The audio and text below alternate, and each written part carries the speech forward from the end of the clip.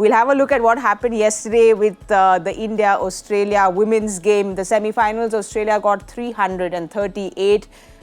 Phoebe got 119, but in return, India 341 with 9 balls to spare. What I felt yesterday, I felt in 2011 when we won the World Cup. Well, Zach, you know what it is to beat Australia. We got a 3 for 53 in that game, 2 for 53 in that game. So you know what it takes, the pressure to play against Australia, and the girls showed up yesterday. Well, they've been dominating, isn't it? It's something which was there for everyone to notice.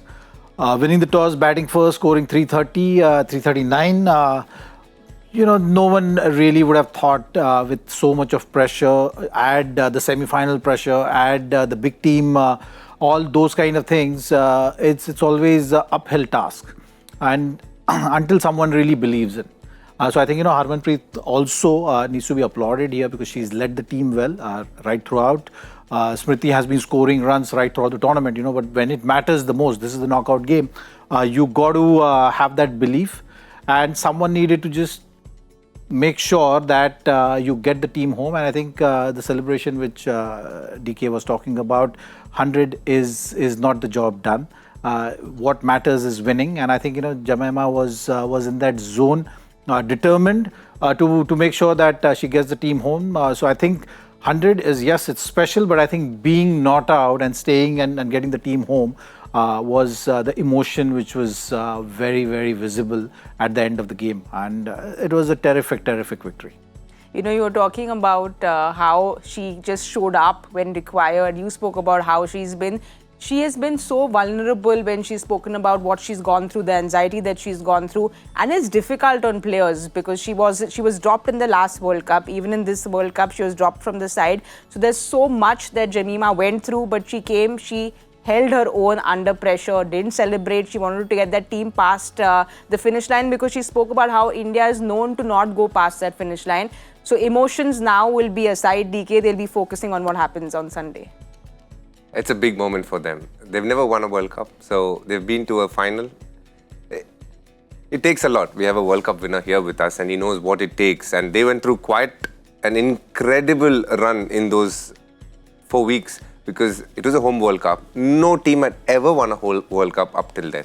And they were actually chasing history because it tells you that all the other teams up until that World Cup were looking at it as pressure. And they changed the norm there. Now it's become a bit of a privilege to play at home, but that's because MS Dhoni and team in 2011 showed what it takes to win a home World Cup. This one again, these girls have been playing cricket, but WPL I think really introduced them to understand what it takes to play in front of a big crowd. I heard big numbers came in for most of the games in WPL. Now they are slowly getting used to it. Yesterday, 55,000 is the capacity of Navi Mumbai. 90% of it, if not more, was packed. They don't play to such sort of crowd. So for them, that in itself is a novelty, dealing with that pressure, dealing with that crowd as they're standing in the boundary line, people talking to them and whatnot. The whole thing is a new sort of experience for them. And then you add to the fact that it's a World Cup semi-final and all the personal baggage that you have for someone like Jemimah not being part of the squad. They brought her in, they slotted her in as a middle order batter. Yes. She was always batting behind Harmanpreet Kaur. But because they had left out Harleen Deol, they had to make a decision. It would have been Amanjot Kaur, I'm assuming, if India were batting first. But because the chase was there and a big chase as well, they needed the experience of someone like Jemimah. They didn't want to move Harmanpreet around. So it was Jemimah who was slotted in at 3. And then for her to come there under pressure, play a nice spell of Kim Garth and Megan Shute, and then obviously the spinners. Alana King has been outstanding in this tournament. We all know how good Ashley Gardner, the all-rounder, is.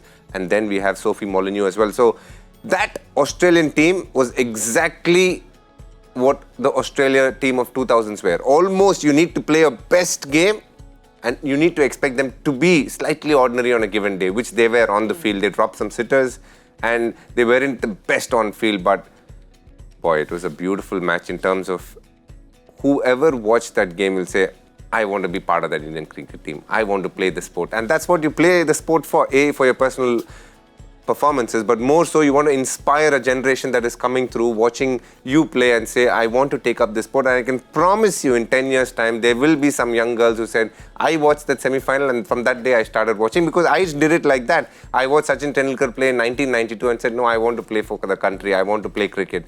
And like me, I'm sure there are a lot of girls who would have watched that match and said, I want to do it. And yesterday was a great example of why you should do it as well.